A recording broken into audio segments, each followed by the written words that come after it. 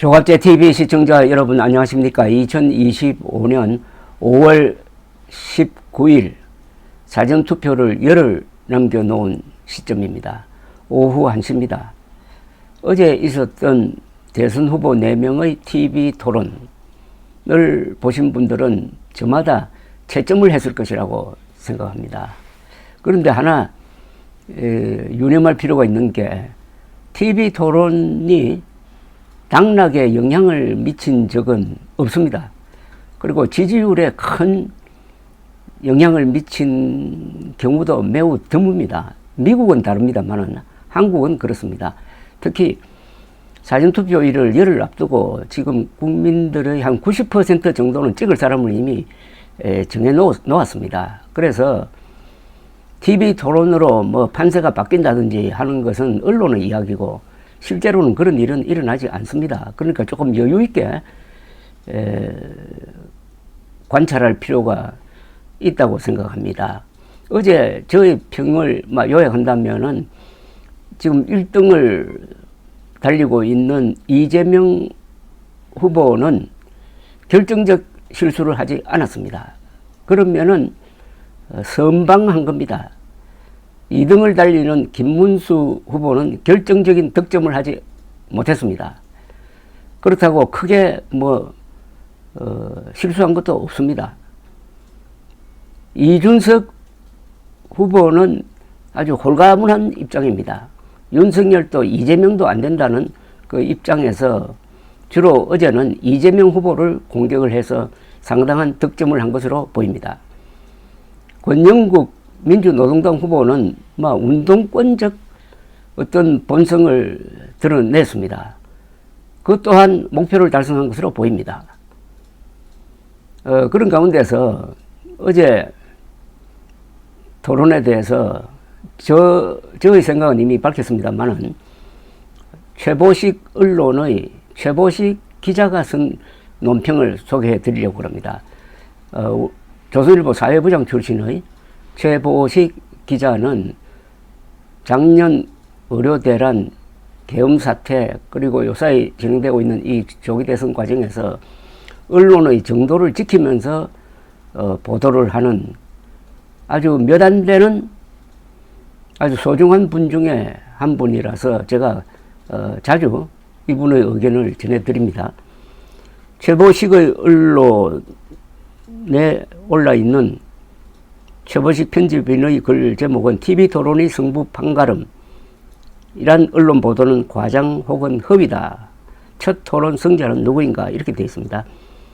TV 토론에서 승부가 갈라질 거라는 언론 매체의 예상은 과장됐거나 허위 기사다. 직장 생활을 할 때 말은 청산유수처럼 잘하는 이들에게 막상 일을 맡겨놓으면 복장이 터질 때가 많다. 말 못하는 사기꾼이 없다는 옛말이 있다. 18일 첫 대선 후보 TV 토론도 그런 여유를 두고 봐야 한다. 순발력 있게 말 잘 받아친다고 국가 경영을 잘하는 것도 아니고 토론 실력 점수만으로 대통령을 뽑아서도 안 되는 것이다.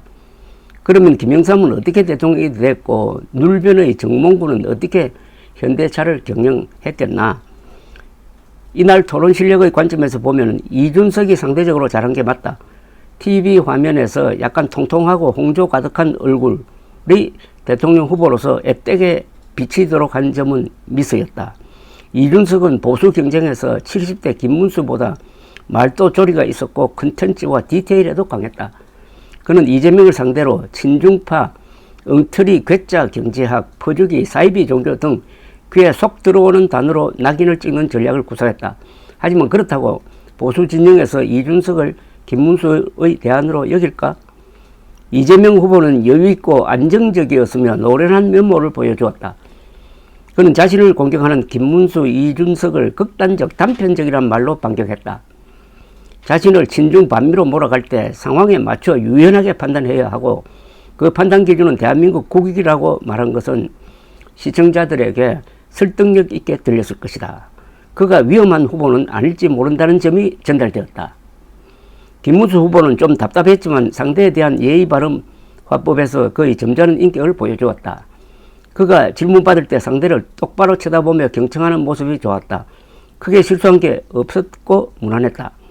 TV 화면으로 처음 보는 권영국 후보는 거의 운동권 대학생 수준의 사고를 보여줬다. 특히 김문수에게 답변할 기회도 주지 않고 일방적으로 매도 조롱하는 것은 그쪽 지지자들에게는 박수를 받을지 모르나 과거 이정희 후보가 박근혜에게 그랬던 것처럼 대부분 시청자들에게는 거칠고 무례하게 비쳤을 것이다. 미국의 한 연구 결과에 의하면 자신이 점 찍은 후보가 TV 토론을 잘못했다고 해서 다른 후보로 갈아타는 경우는 거의 없다고 한다. 가령 미스터 트롯에서처럼 무명의 가수가 천상의 목소리로 잘 불러서 온 국민의 입에 오르내리고 그 영상이 수천만 회 회자되는 경우가 아니면은 토론 잘해서 후보가 갑자기 급부상하는 경우는 없다. 사실 토론회에서 후보들이 막 떠들어내는 것이 나중에 그대로 지킬 리도 없다. 이날 저성장 극복과 미생경제 활성화 방안, 트럼프 시대의 통상 전략, 국가 경쟁력 강화 방안을 주제로 진행됐지만은 후보들이 내놓은 교과서 같은 처방으로 경제 문제가 해결된다고 믿는 국민들은 없다. 사실 관심도 없다. 상당수 국민들이 보는 TV 토론에서 후보들은 자신만의 인간적 매력을 하나라도 어필하는 게 더 효과적인 전략일지 모른다. 은우란 말이 반전 매력이 되고 더 신뢰를 줄 수도 있다.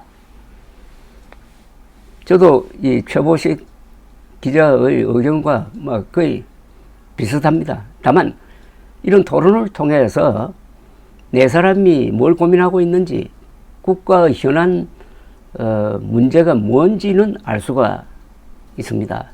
그런 점에서 어제 토론회를 요약을 하면은 네 사람 모두 과학기술의 대변혁 속에서 한국의 활로를 찾으려면은 R&D에 투자하고 과학으로서 돌파구를 마련해야 한다는데 거의 일치된 견해를 보이고 있었다고 보여집니다.